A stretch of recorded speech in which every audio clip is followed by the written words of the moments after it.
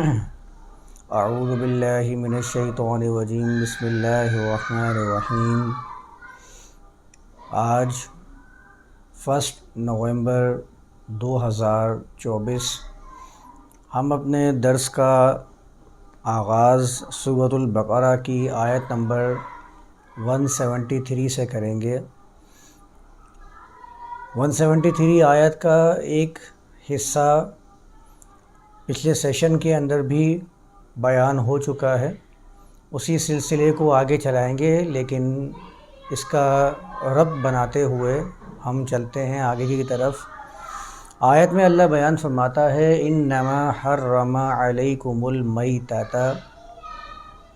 والدم ولحم الخنزیر وما اہل بہ لغیر اللہ، یعنی کہ صرف اور صرف اس نے تم پر میتہ کو حرام قرار دیا، والدم دم کو حرام کیا، ولحم الخنزیر خنزیر کے لحم کو حرام کیا، وما اہل بہ لغیر اللہ، اور جو کچھ بھی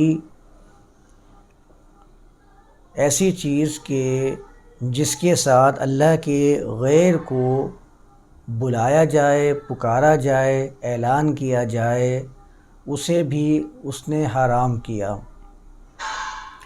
ان میں جو 4 باتیں قرآن نے بیان کی ہیں، میتہ، دم، لحم الخنزیر، اہل لغیر اللہ بھی، ان چاروں پر بہت تفصیل سے بات ہو چکی ہے پچھلے سیشن کے اندر۔ جب یہ ویڈیو میں لگاؤں گا، بیان اپلوڈ کروں گا، تو لنک بنا دوں گا تاکہ ایک ساتھ تینوں بیان وہ مربوط ہو جائیں اور سننے میں بھی آسانی رہے گی کہ اس آیت کے بارے میں ہم لوگوں نے کیا سمجھا ہے، کیا بیان ہوا ہے، کیونکہ ظاہر ہے ایک بیان کے اندر تو تفصیل ہو جاتی ہے، پھر اسی سلسلے کو اگرچہ وہ آیت پوری نہ ہوئی ہو تو بہت تفصیل سے تو بیان نہیں ہو پاتا، بس یہ ہے کہ مختصر بیان کر دیا جاتا ہے۔ یہی ہمارا ایک طریقہ کار رہا ہے آیات کے اندر، اور یہی طریقہ کار رہے گا۔ تو آیت میں اللہ نے میتہ بیان کیا کہ تمہارے اوپر میتہ اس نے حرام قرار دیا ہے۔ دم کا معنی بھی میں نے بیان کر دیا تھا کہ خون خرابے کے لیے بھی عام محاورے میں استعمال ہوتا ہے۔ ولحم الخنزیر خنزیر کا لحم کا معنی کسی چیز کا دوسری چیز کے ساتھ پیوستہ ہو جانا، گتھا ہو جانا، اور قربت اس کے بنیادی معنی کے اندر آتی ہے۔ اور خنزیر کا لفظ آیا تو میں نے بتایا تھا کہ خنزیر، خنازیر، گلٹیوں کو بھی کہتے ہیں کہ جو بالکل ایکسٹرا ہوتی ہیں، زائد ہوتی ہیں، ناقص ہوتی ہیں، جن کی کوئی اہمیت نہیں ہوتی ہے، اسے خنزیر کہتے ہیں۔ اسی کی جمع خنازیر عربی زبان میں استعمال ہوتی ہے۔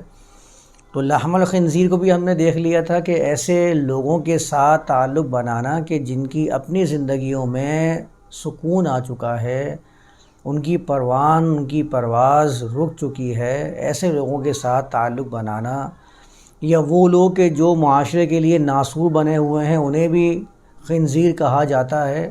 یہ لفظ استعمال ہی ناسور کے لیے ہوتا ہے، کیونکہ خنازیر میں نے کہا نا کہ گلے کی گلٹیاں وہ انسان کے جسم میں ناسور کی حیثیت ہی رکھتی ہیں، ہم ناسور کا لفظ استعمال کرتے ہیں اس کے لیے۔ اور یہ ناسور کا ورڈ ایسا ہے کہ جو ہم لوگ معاشرے کے ایسے طبقے کے لیے بھی استعمال کرتے ہیں کہ جو معاشرے پر بوجھ بن جاتے ہیں، جیسے کہ کینسر ایک جسم کا ناسور ہوتا ہے، اسے بھی ہم ناسور کے لفظ سے استعمال کرتے ہیں۔ ناسور میں سور بھی آ رہا ہے، سین واو رے کا مادہ بھی آ رہا ہے، یہ بھی ذہن میں رہے۔ تو ولحم الخنزیر کا لفظ استعمال کیا قرآن نے، مرکب اضافی کا لفظ ہے، مرکب ہے خنزیر کے ساتھ قربت کا معاملہ رکھنا، یہ اللہ نے حرام کر دیا۔ وما اہل بہ لغیر اللہ، اور جس کے ذریعے اللہ کے غیر کو مسندوں پر بٹھایا جائے، پکارا جائے، ان کے اعلانات کیے جائیں، اللہ کے غیر کے اعلانات، کیونکہ اس کا سلسلہ کلوا من طیبات ما رزقناکم سے مل رہا ہے، وہاں پر بیان کیا تھا کہ اللہ کے دیے ہوئے حصے جو اس کائنات کے اندر اللہ نے پنہا رکھے ہیں، ظاہری طور پر سامنے ہیں، ان تمام چیزوں کو اپنے استعمال میں لے کے آنا ہے، لیکن یہ احتیاط رہے کہ طاقت کے نشے میں، کسی اور خام خیالی کے اندر یہ نہ ہونے پائے کہ لوگوں کے خون نچوڑنا شروع کر دیں، لوگوں کی زندگیوں کو ان افیکٹو بنا دیں، ختم کر دیں، میتہ کی کیفیت میں لے آئیں، معاشرے کے ان لوگوں کے ساتھ تعلق بنائیں کہ جو اس معاشرے کے ناسور سمجھے جاتے ہوں، ولحم الخنزیر کی کیٹیگری میں آئیں گے، اور اس کے ساتھ اللہ کے غیر کے اعلانات بلند کیے جائیں، ان کو مسندوں پر لا کر بٹھایا جائے، انہیں حاکم طاغوت لوگوں کو حاکم بنایا جائے کہ جو اللہ کے مقابلے میں اپنے قوانین لوگوں میں رائج کرنا چاہتے ہیں، وہ چاہتے ہیں کہ ہماری محکومیت کے اندر لوگ اپنی زندگی گزاریں۔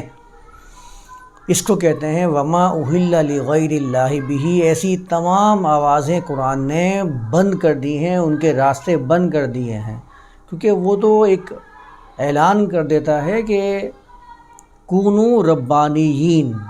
اس نے اپنے بنیادی پیغام کے اندر یہ بات بیان کر دی کہ تمہیں رب والا بننا ہے، ربانی بننا ہے، تمہیں کسی کا غلام نہیں بننا ہے۔ اس نے کہا کہ کونو عباد لی من دون اللہ، یہ تو شایان شان ہی نہیں ہے کہ اللہ کے سوا کوئی بھی آ کر یہ اعلان کرنا شروع کر دے کہ تم میری محکومیت کو اختیار کر لو، اللہ کو نظر انداز کرتے ہوئے۔ یہ شایان شان نہیں ہے۔ جو یہ والا مرتبہ حاصل کرنا چاہتا ہے، ان کے لوگوں میں اعلان کرنا، ان کو مسندوں پر لا کر بٹھانا، یہ ہے وما اہل بہ لغیر اللہ، تاکہ اس کے ذریعے لوگوں کے مال کو، اللہ کے رزق کو استعمال کرنے کی کھلی چھوٹ مل جائے۔ آپ دیکھیے سیاست کے اندر سیاست دانوں کے معاملات کس طریقے سے دنیا کے اندر غیر اللہ کے قانون کو رائج کرنے کی کوشش کرتے ہیں، چاہتے ہیں کہ کسی طریقے سے لوگ ہماری محکومیت کو اختیار کر لیں۔ آپ بادشاہت کا معاملہ چیک کر لیجئے، ڈکٹیٹرشپ کو آپ چیک کر لیجئے، اپنا قانون نافذ کرنا تاکہ رزق کسی بھی طریقے سے اس کو فائدے کے لیے استعمال کیا جا سکے۔ یہ ہے وما اہل بہ لغیر اللہ۔ ان کے ساتھ جو ان کے نمائندے ہوتے ہیں، کارندے ہوتے ہیں، وہ کس طریقے سے جلسے کروا رہے ہیں، ان کے نام کے بینرز لگوا رہے ہیں کہ یہ ہیں وہ حاکم جن کی محکومیت میں آپ کو اپنی زندگی گزارنی ہے۔ وہ کہتے تو خیر جمہوریت یا ڈیموکریسی یا جو بھی الفاظ استعمال کر لیں، مقصد اس کے پیچھے یہ ہوتا ہے کہ کسی طریقے سے میں حکومت کو حاصل کر لوں۔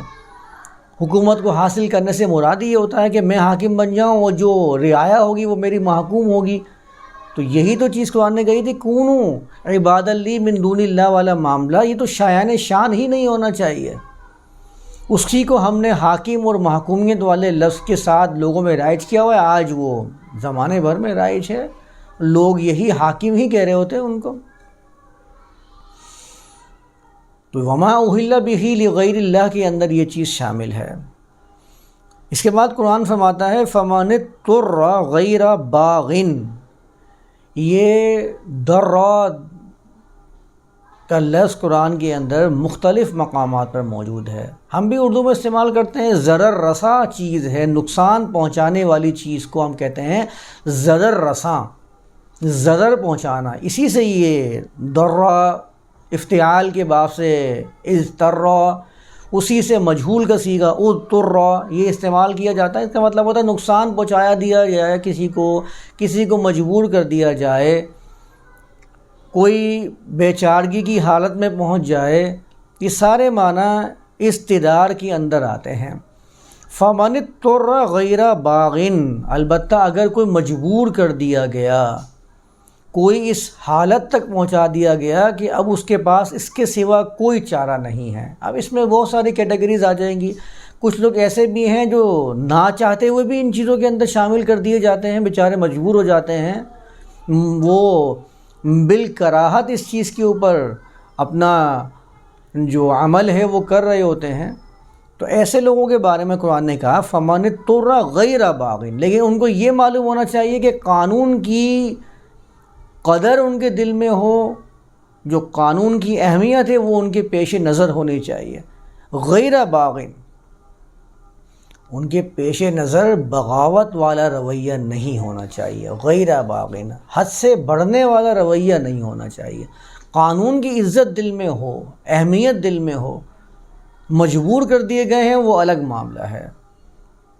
غیر باغن ولا عادن، دوسری چیز یہ ہے کہ عادت نہیں ہونی چاہیے، عادن لوٹنے والا نہیں ہونا چاہیے، حد سے بڑھنے والا نہیں ہونا چاہیے، ولا عادن عادت بنانے والا نہ ہو، حد سے بڑھنے والا نہ ہو، بغاوت کرنے والا نہ ہو، فلا اثم علیہ، تو اس پر کوئی اثم نہیں ہے، اس کی پرواز میں کوئی کوتاہی نہیں آئے گی، کیونکہ قانون کی عزت اس کے دل میں موجود ہے۔ قانون کو سب سے اوپر اس نے رکھا ہوا ہے کہ قانون سب سے اوپر ہے، لیکن بعض اوقات ایسے معاملات آ جاتے ہیں کہ انسان کو مجبور کر دیا جاتا ہے، اس چیز کے اندر داخل ہو گئے بغیر کوئی راستہ نظر نہیں آ رہا ہوتا۔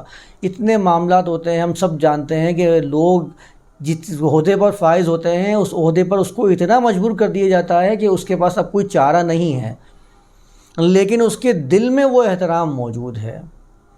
قانون اس کی نظر میں سب سے اہمیت کا حامل ہوتا ہے۔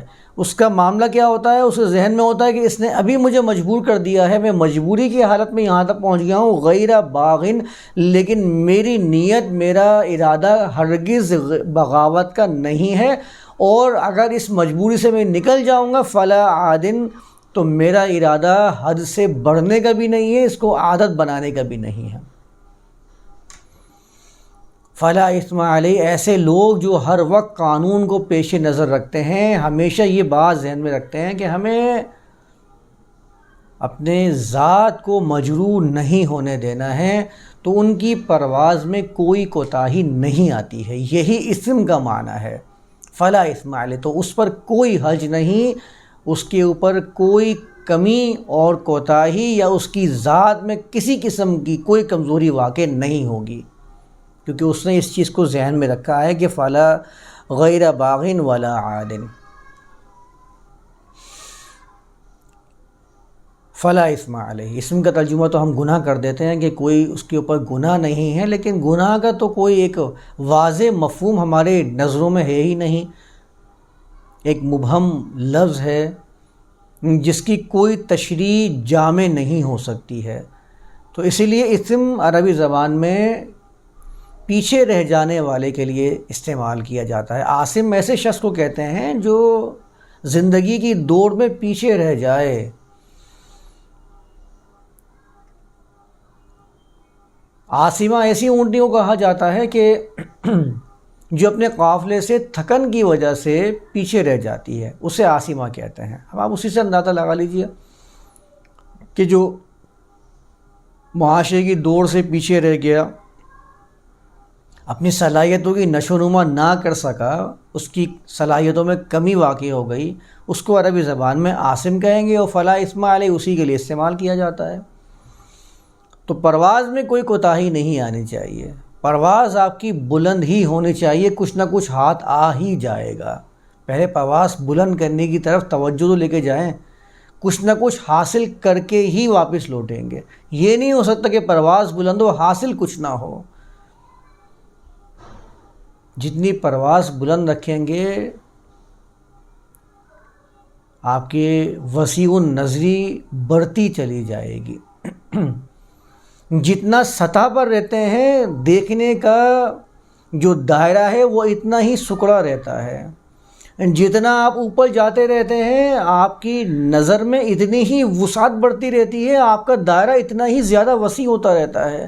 تو اپنے آپ کو اوپر کی طرف لے کر جائیں۔ وسیع النظری کہتا ہی ایسے شخص کے لیے ہیں کہ جو اوپر کی طرف جا رہا ہوتا ہے، جس کی پرواز میں بلندی موجود ہوتی ہے۔ جن کی پروازیں سطحی ہوتی ہیں وہ بلندی کا مقابلہ نہیں کر سکتے، نہ ہی اپنی نظر میں وسعت پیدا کر سکتے ہیں۔ تو اس کے لیے قرآن فلا اثم علیہ یا آثم کا لفظ استعمال کرتا ہے کہ جن کی پروازیں بلند نہیں، ان کی نظر میں بھی وہ وسعت نہیں آ سکتی ہے، وہ حاصل بھی اتنا نہیں کر سکتے، وہ سطح پر ہی رہیں گے اور اتنا ہی سوچیں گے، اتنا ہی دیکھیں گے، اس سے زیادہ وہ دیکھ بھی نہیں سکتے، ان کی بصارت بہت چھوٹی ہو جاتی ہے۔ جو اپنی پرواز کو بلند رکھتے ہیں، ان کی جو بصارتیں ہیں ان میں بہت اضافہ ہوتا رہتا ہے۔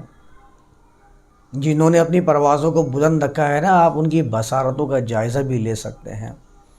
وہ کسی ایک جگہ پہ آ کے ٹک نہیں جاتے کہ بس اب اتنا ہو گیا، اس سے زیادہ نہیں، وہ تو آگے کی طرف دیکھتے ہیں اور ان کی جو نظر میں بہت سارے ٹاسک ہوتے ہیں جن کو ان کو مکمل کرنا ہوتا ہے۔ ہر دن ایک نئے جذبے کے ساتھ وہ آگے بڑھتے ہیں۔ تو فَمَنِ اضْطُرَّ غَيْرَ بَاغٍ وَلَا عَادٍ فَلَا إِثْمَ عَلَيْهِ کہ اگر کوئی ایسا ہو جائے کہ جس کو مجبور کر دیا جائے، البتہ اس کی نظر میں قانون کی اہمیت کم نہ ہو، اس کی نظر میں مستقل قدر کی اہمیت کم نہ ہو، اس کی نظر میں اس کی جو ویلیوز ہیں، انسانی ویلیوز، وہ کم نہیں ہونی چاہیے، بس فلا اثم علیہ، اس کی رکاوٹوں پر اس کی پروازوں پر کوئی رکاوٹ نہیں آئے گی۔ ان اللہ غفور الرحیم، کیونکہ اللہ کے قانون میں یہ چیز شامل ہے کہ اللہ کے قانون میں پروٹیکشن بھی موجود ہے اور ساتھ میں اس کو ہیل کرنے والا معاملہ بھی موجود ہے، اس کو گروتھ دینے والا معاملہ بھی موجود ہے۔ جہاں اس کے اندر کوئی کمی بیشی آئے گی، اللہ کی ذات، اللہ کی طرف سے اس کائنات میں یہ چیز رکھ دی گئی ہے کہ وہ اس کی نشو و نما کرتا رہے گا۔ یہی ان اللہ غفور الرحیم کے اندر پیغام ہے۔ اور میں نے ایک دفعہ ذکر بھی کیا تھا کہ جب قرآن کی آیات کے آخر میں یہ اللہ کی صفات جب بیان کی جاتی ہیں، اس کا مقصد یہ ہوتا ہے کہ جو للہیت کی بنیاد پر اپنے معاشرے کو قائم کریں گے، وہ بھی غفور اور رحیم والی صفت کو اپنے اندر پیدا کریں گے۔ جہاں جہاں طبقے کے اندر کوئی ایسا معاملہ آ جائے گا کہ انسیکیور ہو جائے گا، ان کو پروٹیکشن کی ضرورت پڑے گی، ان کو حفاظت کی ضرورت پڑے گی تاکہ وہ اپنے معاملات کو بہتر کر سکیں، تو وہاں پر وہ اپنے اس غفور والی صفت کو اپنائیں گے اور دیکھیں گے کہ کہاں کہاں ان کو گروتھ کی ضرورت ہے، کہاں ان کی کمی واقع ہوئی ہے، اس کمی کو پورا کرنے کی کوشش کریں گے۔ یہ نہیں کریں گے کہ ایک دفعہ کسی جگہ پہ 1000 بندوں کے کھانے کا انتظام کر دیا اور بعد میں آ کے اطمینان سے بیٹھ گیا کہ میں نے آج 1000 بندوں کا کھانے کا انتظام کر دیا، پیٹ بھر دیا ہے۔ اگلے کھانے کا انتظام کے لیے کیا کوشش کی آپ نے تو ان کے لیے ایک معاملہ کر دیا ہے، ان کو مسلسل سیکیورٹی کون پرووائڈ کرے گا کہ وہ بے خوف ہو جائیں، اپنے مال کے اعتبار سے بھی، اپنی جان کے اعتبار سے بھی۔ تو دونوں صفات کو قرآن نے بیان کیا ہے، ان اللہ غفور الرحیم، کہ غفور والی صفت بھی اپنے اندر پیدا کرنی ہے اور ساتھ میں رحیم والی صفت بھی اپنے اندر پیدا کرنی ہے، جب آپ ربانی والے معاملے پر آ کر قائم ہو سکتے ہیں، اس منصب پر فائز ہو سکتے ہیں۔ اس کے بعد اللہ نے بیان فرمایا ہے آیت نمبر 173 میں، یہ وہی آیت جو پہلے بھی گزری، ان الذین یکتمون والی آیت، وہی جو کتمان علم کے بارے میں ہم نے بات کی تھی۔ ان الذین یکتمون، بے شک وہ لوگ جو کتمان کرتے ہیں، چھپاتے ہیں، ما انزل اللہ من الکتاب، اس چیز کو جو اللہ نے کتاب سے، قانون سے نازل فرمایا ہے، اس کو وہ لوگ چھپا رہے ہوتے ہیں۔ وَيَشْتَرُونَ بِهِ ثَمَنًا قَلِيلًا، اور اس کے ذریعے، اس کی بنیاد پر ثمناً قلیلاً، تھوڑے سے مال کا سودا کر لیتے ہیں، سوداگر ہیں، اللہ کے قوانین کے سوداگر ہیں، سودا کرنے والے ہیں۔ اور اللہ نے یہاں پر کہا وَيَشْتَرُونَ بِهِ ثَمَنًا قَلِيلًا، تھوڑے سے مال کے لیے۔ اس کا مطلب یہ نہیں کہ بہت سا مال ہو تو اللہ کے قانون کو سودا کر دیا جائے۔ ہر وہ چیز جو ناجائز طریقے سے حاصل کی جا رہی ہے، اللہ کے قانون میں بگاڑ پیدا کر کے حاصل کی جا رہی ہے، وہ ثمناً قلیلاً کے اندر شمار کیا جائے گا۔ وہ ثمناً قلیلاً کے اندر ہی شمار کی جائے گی. تھوڑا سا مال ہے، بیکار مال، جس کی کوئی حیثیت نہیں ہے اللہ کے قانون کے مقابلے میں، وہ ہیچ ہے، وہ ثمناً قلیلاً کے اندر ہی آئے گی. اللہ کی کتاب سے، اللہ کے قانون سے جو بھی اللہ نے واضح کیا ہے، اللہ کے قانون سے، وہ قانون جو اس کائنات کے اندر رواں اور دواں ہے، ہر چیز قانون کے دائرے کے اندر موجود ہے، اسی قانون سے اللہ نے نازل فرمایا. یہ بات یاد رکھی گئی. تو آتا نا ما انزل اللہ من الکتاب، کتاب سے یعنی قانون سے. اس کا مطلب یہ نہیں ہوتا کہ لوح محفوظ کے اندر کوئی کتاب موجود ہے، وہاں سے اللہ اپنے قانون کو یہاں پر دنیا میں نازل کر رہا ہے. یہ ہمارے کچھ لوگوں کے ذہن میں بیٹھا ہوا ہے یہ نظریہ کہ ما انزل اللہ من الکتاب کا مطلب یہ سمجھتے ہیں کہ لوح محفوظ سے اللہ نے یہاں پر قرآن کو نازل فرمایا ہے، اس کا یہاں پر بیان ہو رہا ہے. نہیں، من الکتاب یعنی قانون کے اندر جو چیزیں اللہ کی طرف سے رکھی ہوئی ہیں، اس قانون کی کتاب سے، اس قانون سے اللہ نے نازل فرمایا ہے. اسی قانون کے مطابق یہ معاشرہ صحیح ہو سکتا ہے، کیونکہ پوری کائنات کے اندر اللہ نے یہی قانون جاری فرمایا ہوا ہے. وہ اللہ نے کتاب سے، قانون سے اللہ نے نازل فرمایا، اور ہمارے لوگوں کو مزہ لگ گیا. اب انہوں نے کیا کیا، اسی قانون کو سودا کرنا شروع کر دیا، اسی کے ذریعے مال خریدنا شروع کر دیا. وَيَشْتَرُونَ بِهِ ثَمَنًا قَلِيلًا، اس کے مختلف نام دے دیے ہیں، کبھی کسی نام سے اس کا سودا کر دیتے ہیں، کبھی کسی نام سے اس کا سودا کر دیتے ہیں. وَيَشْتَرُونَ بِهِ، یہاں پر بِهِ کا مطلب ایک تو اس کا سودا کر دینا، اور ایک اس کی بنیاد پر تھوڑا سا مال حاصل کر لینا. بڑے بڑے مدارس چل رہے ہیں،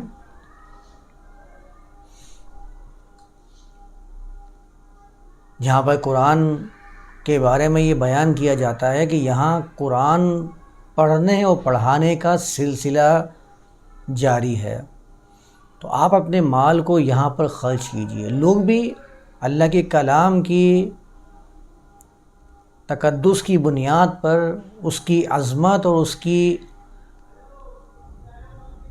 بڑائی کی بنیاد پر دل کھول کے وہاں پر اپنے مال کو خرچ کرتے ہیں. مال کیا، اور جو کچھ بھی وہ کر سکتے ہیں وہ کرنے کے لیے کھڑے ہو جاتے ہیں کہ دیکھو اللہ کا کلام کم سے کم پڑھا تو جا رہا ہے.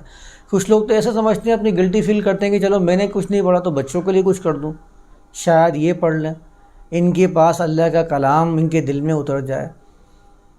اب ان کو یہ معلوم نہیں ہوتا ہے کہ یہ جو قرآن پڑھنے اور پڑھانے کا سلسلہ جاری کیا ہوا ہے، اس سے ان جاری کرنے والوں کا پیٹ لگا ہے. وہ قرآن کو لوگوں کو صرف پڑھا رہے ہوتے ہیں، اس کا کوئی مفہوم ان کو سمجھ میں نہیں آ رہا ہوتا. یاد کرنے کی جو ایک دوڑ لگی ہوتی ہے، میں نے یاد کیا ہے، میں حافظ قرآن ہوں، مجھے معلوم ہے کس طرح سے یاد کرنے کا سلسلہ ہوتا ہے. جب ہم اپنے قاری صاحب کو سنایا کرتے تھے تو مجھے خود معلوم نہیں ہوتا تھا میں کیا پڑھ رہا ہوں، تو ان کو بیچاروں کو کیا معلوم ہو کہ وہ کیا پڑھ رہا ہے. میں آپ کو بتا رہا ہوں، میں مدرسے میں پڑھا ہوا، میں نے حفظ کیا ہوا ہے، مجھے معلوم ہے کہ میں اور میرے ساتھی کس طریقے سے قرآن کو پڑھا کرتے تھے. منزل پہ منزل پڑھ رہے ہیں تو ہمیں معلوم ہے کہ ہم تو سو گئے ہیں، پتہ نہیں وہاں کا پہلا صفحہ پڑھا ہے، اس کے بعد 4 صفحے بعد یاد آ رہا ہے کہ کیا، بس قاری صاحب کو رپورٹ دینی ہے کہ ہاں آج 3 سپارے کی منزل پڑھی ہے ظہر سے لے کر عصر تک کے مدرسے میں. صرف یاد کر لینا، کچھ نہیں پتہ تھا قرآن میں کیا لکھا ہے کیا نہیں لکھا ہے، صرف یاد کرنے کی دوڑ. کیا اس سے میرے مقام میں کوئی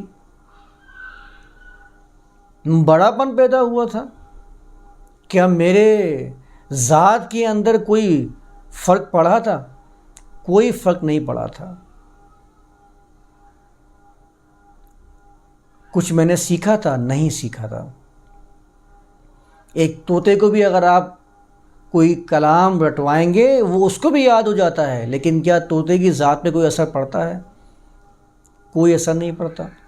وہ تو صرف رٹ لیتا ہے اور بولنا شروع کر دیتا ہے، اس کو پتا ہوتا ہے کہ مجھے اس مقام پر یہ الفاظ کی ادائیگی کرنی ہے اور اس انداز سے ادا کرنی ہے، وہ کر لیتا ہے.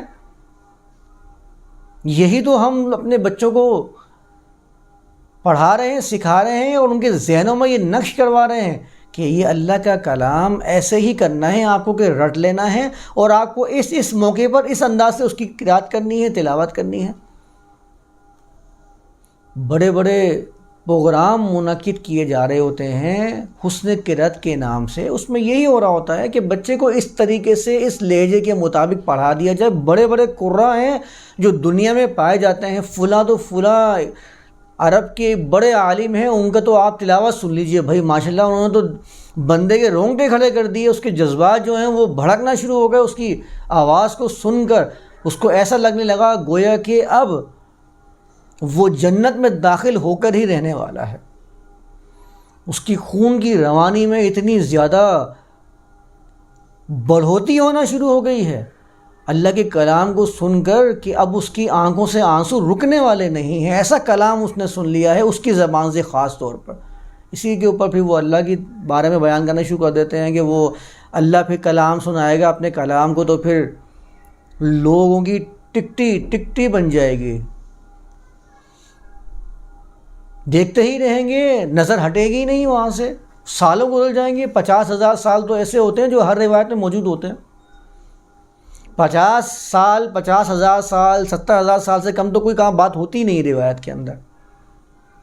میں نے تو کبھی نہیں پڑھا ہوگا کہ 50,000 سال یا 70,000 سال سے کم کوئی بات ہوئی ہو۔ جب بھی ہوتی ہے 50,000 سال تک دیکھتے رہیں گے، 70,000 سال تک چلتا رہے گا حور کے پاؤں کے درمیان میں۔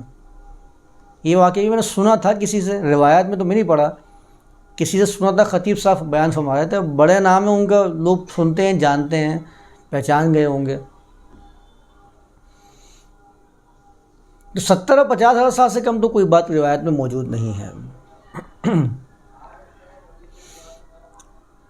تو وَيَشْتَرُونَ بِهِ ثَمَنًا قَلِيلًا کے اندر کیا یہ والا طبقہ نہیں آتا ہے؟ اگر آپ یہ سمجھ رہے ہیں تو آپ اس کا جائزہ لے لیجئے کہ قرآن کس مقصد کے لیے آیا تھا، اور ہم نے اس کو کس مقصد کے لیے لوگوں کے ذہن میں بٹھا دیا، اور اس کے ذریعے وَيَشْتَرُونَ بِهِ ثَمَنًا قَلِيلًا ہو رہا ہے، یعنی ہم وہ چیز بیان کر رہے ہیں جس کا اللہ نے حکم نہیں دیا۔ ہم لوگوں کے سامنے یہ بیان کر رہے ہیں کہ آپ اپنے بچے کو حافظ بنائیے، ہم آپ کے بچے کو حفظ کروائیں گے، اور حفظ کرنے سے شاید، میرے خیال سے یہی ذہن میں ہے، بلکہ یقین غالب ہی ہوگا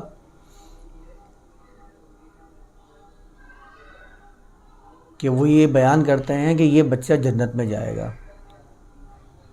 خود تو جائے گا، آپ کو بھی لے کر جائے گا۔ اور شاید ان کے ذہن میں یہ بھی ہوگا، اور یقیناً ہوگا، لوگوں کے سامنے بیان بھی کرتے ہوں گے کہ حفظ کرنا جو ہے یہ اللہ کی طرف سے حکم دیا گیا ہے۔ اگر یہ اللہ کی طرف سے حفظ کرنے کا حکم نہیں دیا گیا تو پھر یہ حفظ کے اتنے بڑے بڑے مدارس کس کے حکم سے قائم و دائم ہیں؟ کیوں حفظ کروایا جا رہا ہے قرآن کو؟ کیوں ان کو رٹوایا جا رہا ہے؟ کیوں میں نے رٹا تھا؟ معاشرے کی ایک چال ہے، تو ہمارے ماں باپ نے بھی اس چال کے اوپر چلتے ہوئے ہمیں مدرسے میں لگا دیا تھا، اور میں نے کیا، میں ہی نہیں بلکہ میرے گھر کے 2 اور، یعنی میرے 2 بھائی، وہ بھی حفظ کے اندر شامل تھے۔ کیوں ہم نے حفظ کیا ہے؟ کیوں یہ مدارس قائم ہیں حفظ کروانے والے، اور یہ بار بار اتنی زیادہ ترغیبات دلا کس بنیاد پہ رہے ہیں؟ ان کے ذہن میں یہی ہے کہ اللہ کی طرف سے حکم ہوگا کہ اس کو آپ یاد کر کے آگے سینہ بہ سینہ آگے پہنچائیے۔ سینہ بہ سینہ آج بھی کوئی حافظ ایسا نہیں ہو سکتا کہ جو اپنے آپ کو قرآن کی لکھاوٹ سے، لکھے ہوئے قرآن سے غنی قرار دے دے۔ دیکھے ہیں میں نے وہ بہت سارے تراویح پڑھانے والے جو تراویح پڑھا رہے ہوتے ہیں تو صبح سے لے کر دوپہر تک بیٹھے ہوئے صرف قرآن کو دیکھ کے یاد کر رہے ہوتے ہیں تاکہ ہمیں پڑھانے میں آسانی رہے۔ کیسے غنی ہو سکتے ہیں، اور یہ کیسے کہہ سکتے ہیں کہ سینہ بہ سینہ قرآن نقل ہوتا آ رہا ہے؟ یہ بھی غلط ہے، اور اس کو پرچار کرنے والے لوگ وہ بھی غلط روش پر قائم و دائم ہیں۔ کیا یہ وَيَشْتَرُونَ بِهِ ثَمَنًا قَلِيلًا میں نہیں آتا ہے؟ آپ خود سوچئے، جس چیز کا اللہ نے حکم نہیں دیا ہے، اللہ کے قانون کو، اللہ کے قانون کی کتاب کو اس مقصد کے لیے استعمال کرنا، وَيَشْتَرُونَ بِهِ ثَمَنًا قَلِيلًا میں یقینی طور پر آنا چاہیے، اور آتا ہے۔ وَيَشْتَرُونَ بِهِ ثَمَنًا قَلِيلًا، ان بچوں کو دکھا کر آپ اگر بہت سارا مال بھی حاصل کر لیں گے، قرآن کی نظر میں ثمناً قلیلاً ہے، کیونکہ آپ نے اس کو مقصد سے ہٹا کر استعمال کیا ہے۔ قرآن اللہ کے قانون کی کتاب تھی، رٹنے کی کتاب کس نے کہا ہے آپ سے؟ مجھے پورے قرآن کے اندر وہ آیت دکھا دیں جس میں آیا ہو کہ اس کو رٹنا ہے، اس کو رٹ کے بچوں کو رٹوانا ہے، حفظ بھی کرنا ہے اور حافظ بھی بنوانا ہے، اور اس کے لیے پورا ایک سسٹم جاری کرنا ہے۔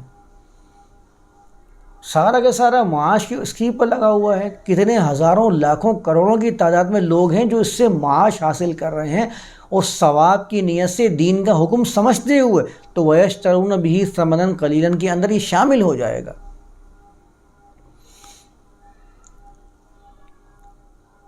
بڑی بڑی کتابیں لکھی جا رہی ہیں حدیث و فقہ کے نام کے اوپر، تشریح و تفسیر کے نام کے اوپر، اور اس کو دین کی خدمت شمار کیا جا رہا ہوتا ہے۔ تو آپ مجھے بتائیے کہ اللہ نے آپ کو اس کا پابند کیا تھا کہ آپ قرآن کی اتنی بڑی بڑی تفسیر لکھنے بیٹھ جائیے، اور اس تفسیر کے اندر آپ صرف اپنے کلام کو بیان کرنے کی کوشش کریں؟ میرے منہج والوں نے، میرے مسلک والوں نے اس کو ایسے بیان کیا ہے۔ ابھی کچھ دن پہلے ہی میرے پاس ایک صاحب کا میسج آیا، انہوں نے کہا کہ آپ اس کو اس طرح سے بیان کر رہے ہیں، وہ صفا و مروہ والی بات، صفا و مروہ کے اوپر میں نے جب بیان اپلوڈ کیا تھا،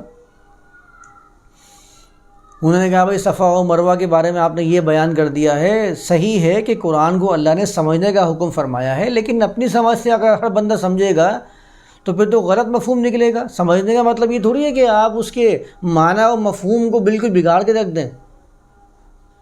تو میں نے ان سے کچھ بات تو کہی اور کچھ بات میں نے ان سے نہیں کہی، بعد میں یہاں بیان کر دیتا ہوں کہ آپ مجھے خود بتائیے کہ آپ اگر کسی بات کو یہ کہتے ہیں کہ اس کا مفہوم یہ نہیں ہے بلکہ یہ ہے، اگر آپ اپنی مرضی سے اپنے مزاج کے مطابق قرآن کا ترجمہ یہ نکالیں گے تو آپ گمراہ ہو جائیں گے، آپ غلط شمار کیے جائیں گے۔ تو اس کی دلیل کیا ہے؟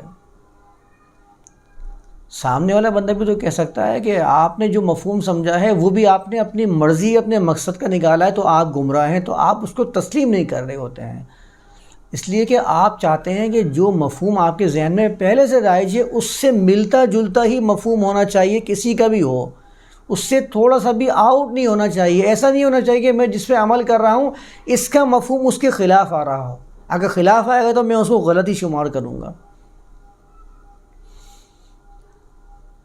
تو کہتے ہیں کہ کسی کی ذاتی رائے سے بہتر ہے حدیث میں جو بیان ہوا، ہاں، کسی کی ذاتی رائے سے وہ بہتر ہے کہ وہ حدیث میں بیان ہوا ہے تو اس کو فالو کر لیا جائے، تو وہ بھی تو ذاتی رائے ہی ہے کسی راوی کی۔ راوی نے تو روایت نقل کی ہے، اس روایت کے شکوک و شبہات کا جائزہ لینا شروع کریں گے آپ کو خود ہی اندازہ ہو جائے گا، آپ خود ہی اس کے شک میں مبتلا ہوتے ہیں۔ روایت بیان کر کے کہتے ہیں کما قال رسول اللہ، خود ہی آپ کو کنفرم نہیں ہوتا ہے کہ یہ اللہ کے رسول سے منسوب اس کی نسبت درست ہے بھی یا نہیں ہے، اس شک سے بھرے ہوئے کلام کو آپ پیش کر کے کہتے ہیں کہ یہ ہی ہے، اس کے مطابق عمل کر لیا جائے تو زیادہ بہتر ہوگا۔ کیسے بہتر ہو سکتا ہے جس میں آپ کو ہی شک کا گمان موجود ہے؟ ابھی تک آپ حتمی طور پر جانتے ہی نہیں کہ ہاں ایسا ہوا بھی تھا یا نہیں ہوا تھا۔ کم سے کم جو بندہ سامنے بیٹھ کے آپ کے سامنے مفہوم بیان کر رہا ہے وہ آپ کو حتمی دلیل تو دے رہا ہے کہ ہاں اس کا مفہوم یہی ہے، اس میں کم سے کم آپ یہ تو نہیں کہہ سکتے کہ او کما قال عاطف، یا جیسے کہ عاطف نے کہا تھا، آپ اس میں یہ تو نہیں کہہ سکتے، آپ اس میں حتمی طور پر یہ کہہ سکتے ہیں کہ ہاں اس بندے نے یہ کلام کہا تھا۔ روایات کے اندر تو آپ کہہ ہی نہیں سکتے یہ چیز۔ اس پر روایات والے معاملے پر تو میں کتنا تفصیل سے بات کر چکا ہوں پہلے۔ یہاں کسی واقعے کے بارے میں کوئی ایف آئی آر میں 2 یا 3 دن کی تاخیر ہو جائے تو اس کو قبول نہیں کرتے، وہ شک سے بھر جاتی ہے کہ آپ نے اسی وقت اس معاملے کا اندراج کیوں نہیں کروایا اس چیز کے اندر۔ کتنا شک پیدا ہو جاتا ہے، کورٹ میں اس کی تسلیم نہیں کی جاتی بات کو۔ زیادہ معاملات اس چیز کے ہوتے ہیں، زیادہ اس چیز کا گمان ہوتا ہے کہ اگر اس نے اسی ٹائم پہ اس واقعے کا اندراج نہیں کیا، آپ نوٹ کر لیجئے اس لفظ کو، اندراج، درج کر لینا۔ اگر اسی وقت آپ نے گواہان سے گواہی لے کر معاملے کو اپنے پاس نوٹ نہیں کیا، انفارمیشن کو اپنے پاس سیو نہیں کیا، آپ نے اگر 2 یا 3 دن کی بھی تاخیر کر دی تو سوال ہوتا ہے کورٹ میں کہ کیوں تاخیر کیا آپ نے اسی وقت معاملے کا اندراج کیوں نہیں کیا؟ اب معاملہ شک و شبہے کی طرف بڑھتا چلا جا رہا ہے۔ تو آپ مجھے بتائیے کہ اللہ کے رسول سے نقل کرنے والوں نے تو اس وقت اندراج ہی نہیں کیا. جو معاملہ 200 سال کے بعد مندرج ہونا شروع ہوا ہو، جس کا اندراج 200 سال کے بعد ہو رہا ہو، تو اس کے شک کا کیا عالم ہوگا، اس کے اضطراب کا کیا عالم ہوگا؟ کیسے آپ تسلیم کر سکتے ہیں اس چیز کو کہ جو 200 سال کے بعد لکھنا شروع ہوئی ہو؟ آپ چھوڑ دیں 200 سال کے بعد، میں تو کہہ رہا ہوں 2 دن کے اندر میں شک پیدا ہو جاتا ہے ایف آئی آر کے اندر کہ آپ نے 2 دن بھی کیوں لگائے ہیں. اب اس کی تحقیق ہوگی کہ واقعی یہ معاملہ ہوا بھی ہے یا خود سے لکھنا شروع کر دیا. کوئی تو گھوٹالا تھا نا جس کی وجہ سے آپ نے انفارمیشن کو لکھنے میں تاخیر کا مظاہرہ کیا ہے. رکھیے نا حقیقت کی روشنی میں. آپ تو آئے دن اس کا مشاہدہ کرتے ہیں اپنے اپنے معاشروں کے اندر، ایف آئی آر والا معاملہ تو چلتا رہتا ہے. تو جنہوں نے یہ کتابیں لکھی اور جنہوں نے اس کو اللہ کے رسول سے منسوب کر کے لوگوں کے سامنے آشکار کروایا اور پورے مدرسے قائم کیے اور پوری لائبریریاں بنائی ہیں اور اس کی چھپائی کر کے جو کچھ حاصل کیا، کیا یہ وَيَشْتَرُونَ بِهِ ثَمَنًا قَلِيلًا میں نہیں آتا؟ اور خاص طور پر ایسے موقع پر کہ جس میں آپ نے اللہ کے کلام کو چھپا دیا. کلام چھپا ہوا ہے، کسی کو نہیں معلوم.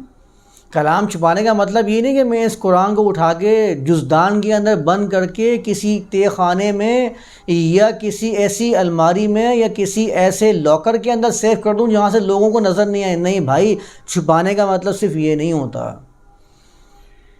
چھپانے کا مطلب تو یہ بھی ہے کہ آپ نے لفظ رٹوا دیے ہیں، معنی تو معلوم ہی نہیں. چھپا ہوا ہے کلام، مخفی کلام ہے. جس کلام کے معنی آپ کو معلوم نہیں ہو، جس میسیج کا فہم آپ کو نہیں ہو، وہ کلام آپ سے مخفی ہی گمان کیا جائے گا، گردانا جائے گا کہ نہیں یہ تو مخفی کلام ہے، اس کو ابھی اس کلام کے بارے میں معلوم ہی کچھ نہیں ہے. تو یہ کتمان کے اندر کیا نہیں آئے گا؟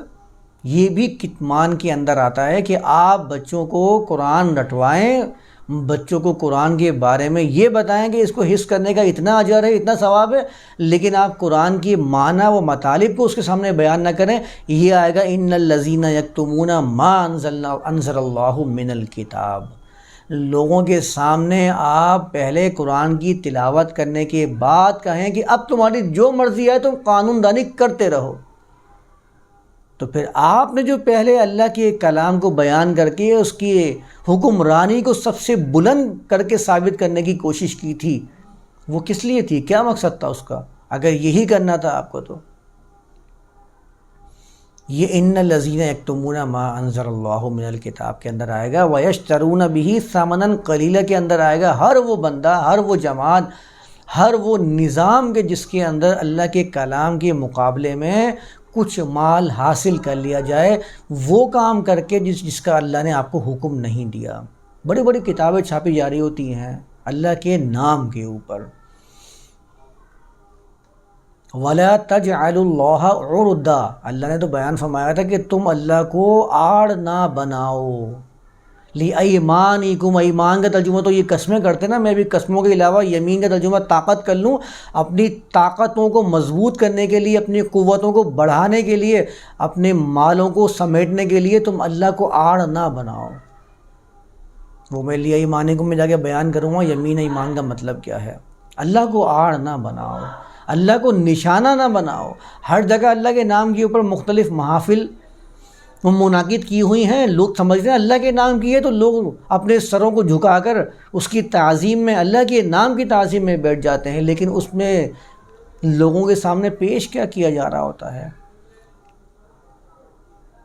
اپنے خود ساختہ نظریات، اپنی خود ساختہ باتیں.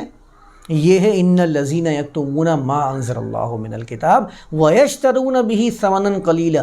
اس کے اوپر جو لوگ نوٹوں کی بارش کر رہے ہوتے ہیں، ویشترون بہ ثمنا قلیلا کے اندر آتا ہے یا نہیں آتا؟ آپ جائزہ لے لیجئے، ضرور آتا ہے. سوداگر ہیں یہ لوگ جو اللہ کے کلام کو تھوڑے سے مال کے بدلے بیچ دیتے ہیں، اس کی بنیاد پر سودے کرتے ہیں، اللہ کے کلام کی بنیاد پر. اللہ کے رسول کے نام سے جو حدیثیں گھڑی گئی ہیں وہ بھی تو لوگوں کی نظر میں پہلے معظم بنائی گئی ہیں نا، کہ اللہ کے نام کی تعظیم پیش کی گئی، اس کے رسول کی تعظیم پیش کی گئی، اس کے بعد نسبتیں جوڑ جوڑ کر پھر اس کے ذریعے مال کمانا شروع کیا ہے۔ یہ بھی وَيَشْتَرُونَ بِهِ ثَمَنًا قَلِيلًا کے اندر آتا ہے۔ اسماء الرجال کے نام سے بہت بڑا فن ایجاد کرنے کے بعد جب اس کی کتابیں چھاپی گئیں، لوگوں کو اس کام کے اوپر لگا دیا گیا، پورے مدرسے قائم ہیں، بھائی کس پہ بحث ہو رہی ہے؟ اسماء الرجال پر بحث ہو رہی ہے۔ کیوں بحث ہو رہی ہے بھائی؟ لوگوں کے معاملات کے اوپر، لوگوں کے بارے میں آپ یہ پیش کر رہے ہیں کہ وہ یہاں مرا، اس کی وفات یہاں پر ہوئی، اس کی پیدائش یہاں پر ہوئی، اس نے یہاں سے وہاں تک کا سفر کیا، اس نے اس سے سنا، اس کو دیکھا۔ کیوں بحث ہو رہی ہے؟ وہاں پر بھی کیا آتا ہے؟ اللہ کے نام کو پیش کر دیا جاتا ہے کہ یہ دین کی حفاظت کے لیے کام انجام دیا جا رہا ہے، دین محفوظ ہو جائے گا اس سے، اس کے ذریعے۔ وَيَشْتَرُونَ بِهِ ثَمَنًا قَلِيلًا، اور اس کے ذریعے، اس کی بنیاد پر، اللہ کے نام کی بنیاد پر، اللہ کے پیش کیے ہوئے قانون یعنی اسلام کی بنیاد کے اوپر، اللہ کی طرف سے مبعوث فرمائے گئے رسول کے نام کی بنیاد کے اوپر ثَمَنًا قَلِيلًا سودا کر لیتے ہیں۔ وَيَشْتَرُونَ بِهِ ثَمَنًا قَلِيلًا،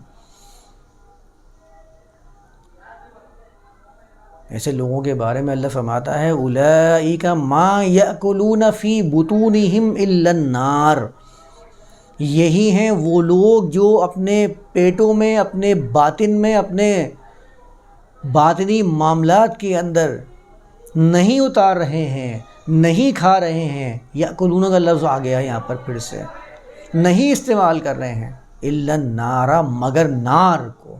نار کیا کرتی ہے؟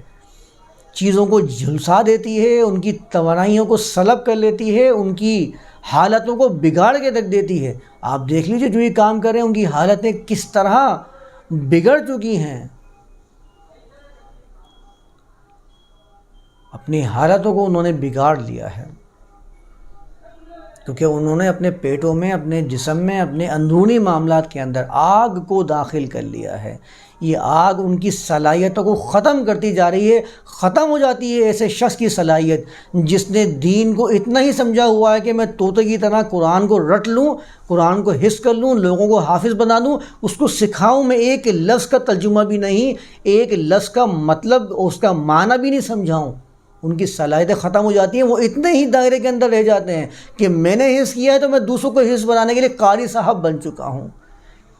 میں بھی اگر قاری صاحب بن کے اگر مدرسے کے اندر تعلیم دے رہا ہوتا، لوگوں کے ہل کے صرف الفاظ کا جائزہ لے رہا ہوتا کہ اس کو کتنا یاد ہے کتنا نہیں ہے، اس کی بنیاد پر میں اس کو مدرسے سے فائز قرار دے دیتا، تو میری صلاحیتیں کتنی نشو پا سکتی تھی، میں کتنا قرآن پہ تدبر کر کے اس بات کو جان سکتا ہوتا کہ اس مدرسے کے باہر بھی دنیا ہے، ستاروں سے آگے جہاں اور بھی ہے، مجھے یہ معلوم ہو سکتا ہوتا۔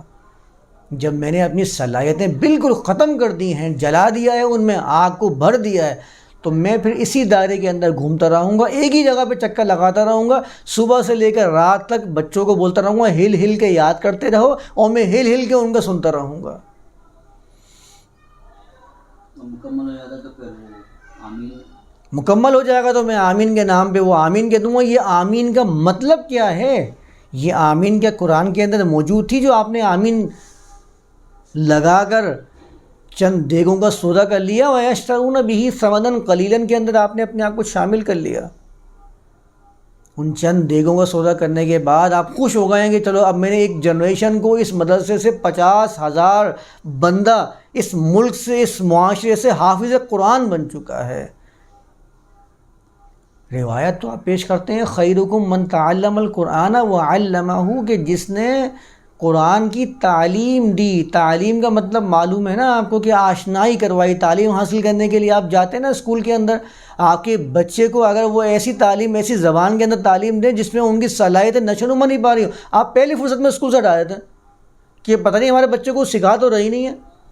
کچھ کو تو میں نے ایسا بھی دیکھا ہے کہ ایسے اسکول میں بھیج دیتے ہیں جو انگلش کے اندر بات کی جاتی ہے، تعلیم دی جاتی ہے، وہ کہتے ہیں انگلش میں ہمارے بچوں کو سمجھ میں کچھ آتا نہیں ہے، وہاں جاتے ہیں، وہاں سن کے آتے ہیں، پھر گھر پہ آ کے ہمیں ان کو سمجھانا پڑتا ہے کہ بیٹا اس کا مطلب یہ تھا۔ ان اسکولوں سے ہٹا دیتے ہیں کچھ لوگ، تو ایسے بھی ہیں ہمارے معاشرے کے اندر۔ لیکن ان مدرسوں میں بھیجے ہوتے ہیں کہ جہاں مدرسے میں صرف وہ زبان میں پڑھائی ہوتی ہے جس میں ان کو کچھ سمجھ میں نہیں آ رہا ہوتا، لیکن وہ پڑھ رہے ہیں اس کو، وہ بڑا فخر کرتے ہیں میرا بیٹا تو مدرسے جاتا ہے۔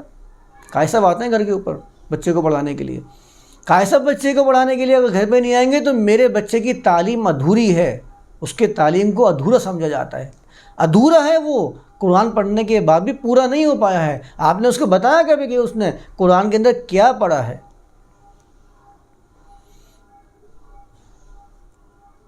اس کو بہترین قرہ بنا کر آپ نے معاشرے کے اندر بھیجا ہے، لیکن اس نے کتنا سیکھا ہے؟ کبھی اس پہ توجہ دی ہے آپ نے؟ نہیں دی ہے۔ آپ نے اپنی صلاحیتوں کو بھی بیکار کیا، اس کی صلاحیتوں کو بھی بیکار کرنے کے لیے آپ نے پوری کوشش کی ہے۔ وَيَشْتَرُونَ بِهِ ثَمَنًا قَلِيلًا والے معاملے کو بھی اندر شامل کیا اپنے آپ کو، کہ اس سے پیسے بھی لیے، آمین کی دیگیں بھی کھائیں، اور اس کے نام کے اوپر آپ نے لاکھوں کروڑوں روپے کا چندہ بھی حاصل کیا، یہ دکھا کر کہ ہمارے ہاں حفظ کروایا جاتا ہے اور بچے حافظ قرآن بن رہے ہیں۔ لوگ تعظیم کے اندر پیسے دیے جا رہے ہیں، ہر قسم کی کوشش کے لیے ہمتن گوش ہیں۔ اپنی صلاحیتوں کو بھی آپ نے جھلسا دیا، ختم کر دیا ہے، اور سامنے جو بچہ آپ کے پاس پڑھنے آیا تھا آپ نے اس کی صلاحیتوں کو بھی ختم کر دیا ہے، کیونکہ آپ نے اس کو اتنا بتا دیا کہ تو نے حفظ کر لیا تو نے بہت بڑا درجہ حاصل کر لیا، کمال درجے پر فائز ہو گیا، اس سے بڑا کوئی درجہ ہے ہی نہیں، تو وہ کیوں درجہ حاصل کرے گا؟ وہ تو کہہ رہا ہے مجھے جو چاہیے تھا وہ تو مجھے مل گیا، جنت میں داخل ہونے کا ٹکٹ مل گیا مجھے، اب مجھے کیا ضرورت ہے اس سے آگے سوچنے کی بھی؟ اب وہ سطحی لیول کے اوپر پرواز کر رہا ہے۔ میں نے کیا کہا درس کے شروع میں کہ جن کی پروازیں بلند ہوتی ہیں ان کے اندر وسیع نظری پیدا ہوتی ہے۔ آپ جتنا اوپر چلتے جائیں گے، جتنا اوپر چڑھتے جائیں گے، آپ کو اتنا ہی زیادہ آپ کا میدان وسیع ہوتا چلا جائے گا۔ آپ نے ان کو اڑنا کب سکھایا ہے؟ آپ نے تو ان کو سکھایا ہی نہیں کچھ، آپ نے تو ان کو چند الفاظ بتا دیے ہیں کہ یہ یاد کرنے ہیں، اور یاد کرنے کے موازنہ آپ نے کر رکھا ہے کہ اتنا یاد کرنا ہے، اتنا یاد اس نے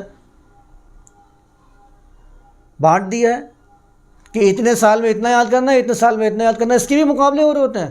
بھائی میں نے تو اپنے مدرسے کے اندر 60 دن میں بچے کو حافظ قرآن بنا دیا تھا، تو کیا تیر مارا آپ نے حافظ قرآن بنا کر؟ کیا کر لیا اس نے حافظ قرآن بن کے؟ کتنا سیکھا اس نے اللہ کے کلام کو، اللہ کے میسج کو کتنا اپنے اندر اتارا ہے؟ کیا پتہ ہے اس کو قرآن کے بارے میں؟ کچھ نہیں پتہ، صرف وہ تو یاد کر رہا تھا۔ میں ہوں حافظ قرآن میں بیٹھا ہوں آپ کے سامنے، دیکھ لیں مجھے، میں بتا رہا ہوں آپ کو کچھ بھی نہیں آتا حافظ قرآن کو۔ ہمارے ناموں کے اوپر پتہ نہیں کتنے لوگوں نے چندے لیے ہیں، میں بھی اس میں شامل تھا جس کو جو مجھے دکھا کر چندے لیے جاتے تھے۔ دیکھو ہمارے مدرسے میں یہ بیٹھا ہوا ہے، عاطف حفظ کر رہا ہے، دو ہمارے مدرسے میں مال لا کر، اس کو گرمی لگتی ہے، شدید گرمی ہوتی ہے دوپہر کے اندر، ہم بیٹھے ہوتے تھے حفظ کرنے کے لیے، لائیں ایئر کولر لگائیں تاکہ یہاں پر بیٹھ کے بچوں کے لیے نا ہم ٹھنڈک کا انتظام کریں۔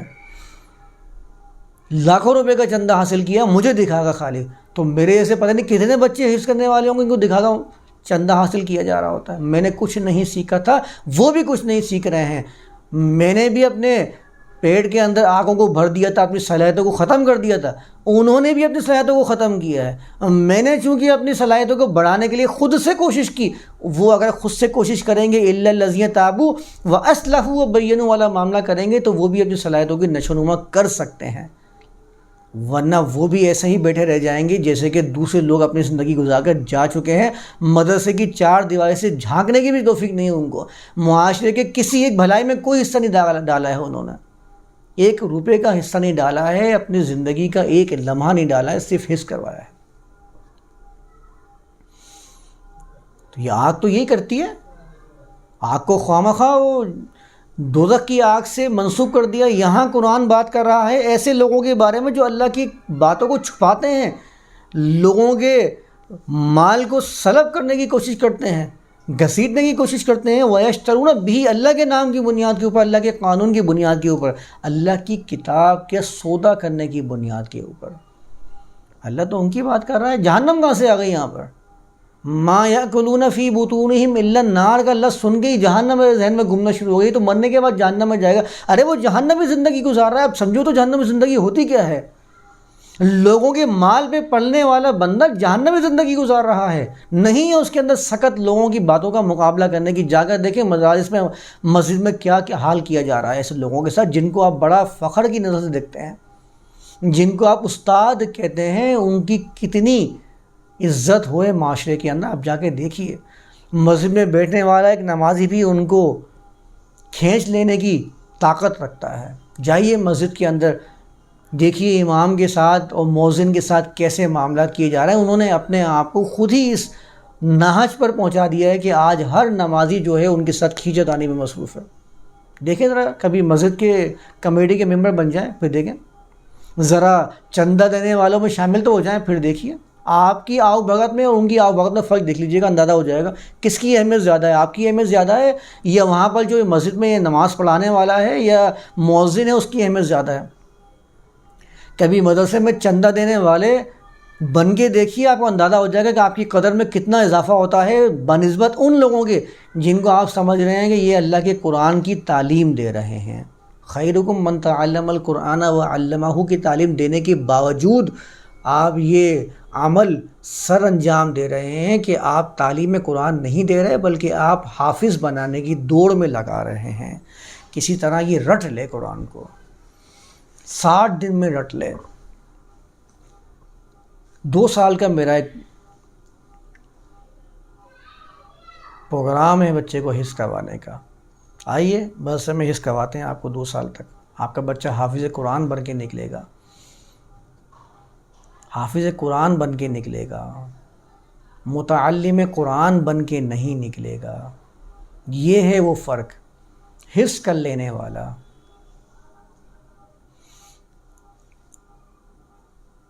تو ایسے لوگ اولئک ما یأکلون فی بطونہم الا النار، صلاحیتیں ان کی نہیں پنپ پاتی ہیں۔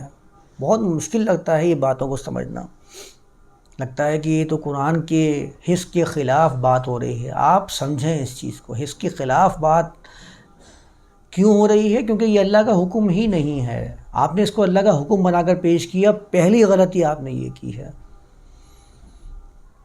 پھر آپ نے ان کی صلاحیتوں کو ختم کر دیا، ان کے ذہن میں اس کو حفظ کرنے کے بعد یہ بٹھا دیا کہ اب یہ جنت کا ٹکٹ ہو گیا ہے۔ وہ نہیں آ رہا سمجھنے کی طرف کہ قرآن میں اللہ کیا فرما رہا ہے، اس سے کیا کلام کر رہا ہے، کیا بتا رہا ہے، معاشرے کے چلن کو کس طرح صحیح کرنا ہے۔ اس کے اخلاق میں ذرہ برابر فرق نہیں آ رہا۔ اس کی نمازیں، جس نمازوں کے اندر وہ قرآن کی ادائیگی کر رہا ہے، اس کو نہیں معلوم ہوتا کہ نماز میں کیا پڑھا جا رہا ہے، قطعاً اس کو کچھ علم نہیں ہے۔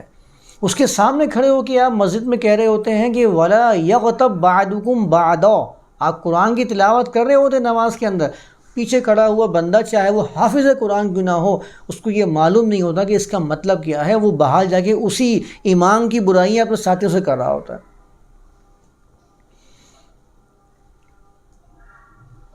آپ قرآن کی آیت پڑھ کے اس کے سامنے بیان کرتے ہیں کہ وَيَشْتَرُونَ بِهِ ثَمَنًا قَلِيلًا، اللہ کے قانون کی بنیاد پر وہ تھوڑا سا مال خرید لیتے ہیں، اور وہ تراویح پڑھانے کے بعد سودا کرتا ہے کہ مجھے اتنا مال چاہیے، جبکہ وہ اپنی ذمہ داری سمجھتا ہے۔ آپ یہ دیکھ لیجئے، اس فرق کو ذہن میں رکھ لیجئے۔ اپنی ذمہ داری کو پورا کرنے والا جب اس ذمہ داری پہ ایکسٹرا مال لے رہا ہوتا ہے نا، آپ اس کو کس لفظ سے تعبیر کرتے ہیں؟ رشوت سے، گھوس سے، یا کوئی بھی زبان کا لفظ استعمال کر لیجئے۔ آپ یہی بیان کر رہے ہوتے ہیں نا کہ اس کی ذمہ داری تھی کہ یہ اس کام کو انجام دے گا، اس نے اپنی ذمہ داری میں کمی کی، کوتاہی کی، اور اس کے اوپر اس نے ایکسٹرا چارجز لینے کا مطالبہ کیا۔ آپ اس کو رشوت سے تعبیر کر رہے ہوتے ہیں، برائب سے تعبیر کر رہے ہوتے ہیں۔ آپ بتا رہے ہوتے ہیں کہ الراشی والمرتشی فی ناری جہنم، یہ الفاظ آپ بیان کر رہے ہوتے ہیں۔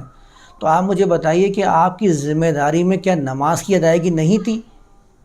آپ کی ذمہ داری، آپ یہ نہیں سمجھتے تھے کہ میں تراویح پڑھوں گا، تراویح پڑھاؤں گا، کیا یہ میری ذمہ داری میں ہے یا نہیں؟ آپ تو اپنا قرآن پکا کرنے کے لیے تراویح پڑھانے کی کوشش کر رہے تھے۔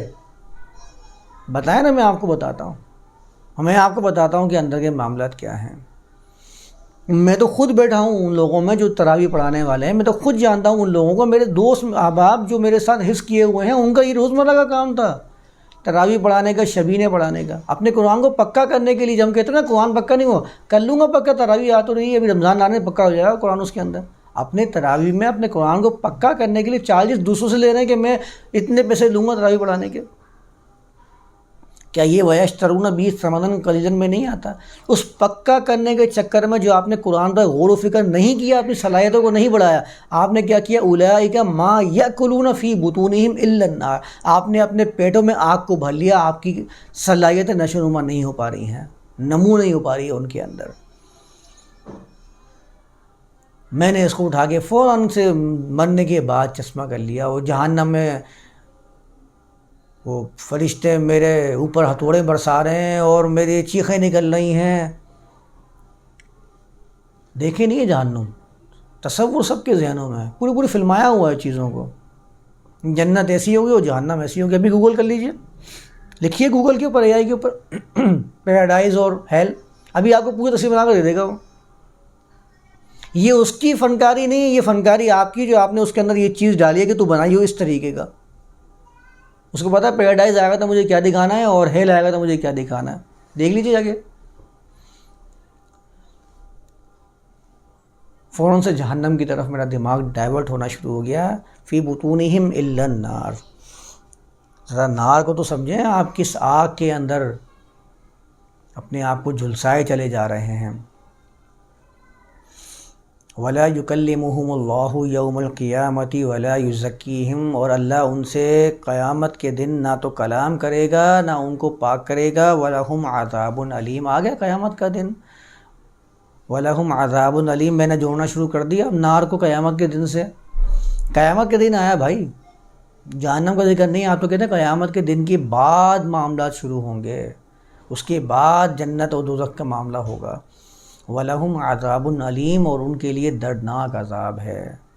اب یہ بطونہم الا النار تک تو میں نے بیان کر دیا ہے، آدھی آیت یہاں تک میں نے بیان کر دی ہے۔ آیت کا آدھا حصہ میں بیان کروں گا اگلے سیشن کے اندر، جس میں ہم دیکھیں گے کہ اللہ کے کلام سے کیا مراد ہے۔ اللہ کلام کرتا ہے تو ہمارے ذہنوں میں بھی کلام کی نوعیت بھی آ جاتی ہے، پھر روایات بھی آ جاتی ہیں، اور یوم القیامہ کا لفظ آیا ہے، اس کو بھی دیکھنا ہے۔ ولا یزکیہم بھی آ گیا، اب تزکیہ کا مطلب یہ کیا کیا جائے گا یہاں پر، وَلَهُمْ عَذَابٌ علیم، اور ان کے لیے دردناک عذاب ہے۔ تو اس کو یہاں تک رکھتے ہیں، اگلی کلاس میں اسی کو لے کے چلتے ہیں۔